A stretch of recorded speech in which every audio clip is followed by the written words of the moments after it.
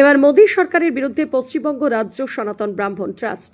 ওয়াকফ আইনের বিরুদ্ধে মুসলিম সমাজের পাশে পশ্চিমবঙ্গ রাজ্য সনাতন ব্রাহ্মণ ট্রাস্ট।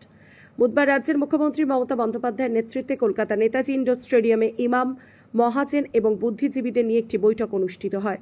সেদিনের কর্মসূচিতে উপস্থিত থাকতে দেখা যায় পশ্চিমবঙ্গ রাজ্য সনাতন ব্রাহ্মণ ট্রাস্টের সম্পাদক শ্রীধর মিশ্র সহ অন্যান্যরা। তারা জানিয়েছেন, মুসলিম সমাজ চাইলে আমরা তাদের সঙ্গে রাস্তায় নামতে পারি।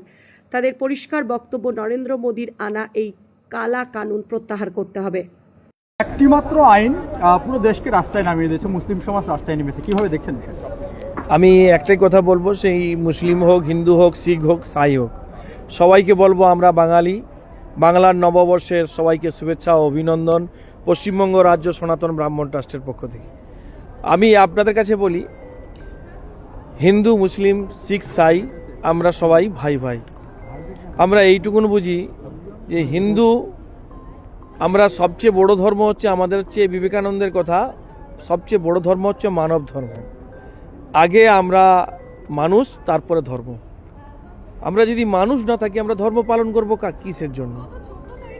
তো আজকে সেই জন্য বলছি, আমরা আজকে একদিন মুসলিমদের ওয়াকফ বিল নিয়ে যে একটা আলাপ আলোচনা ছিল, তাতে আমরা ছিলাম, ওনাদের থেকে সম্প্রীতির বাতাবরণ দিতে এসেছি। বা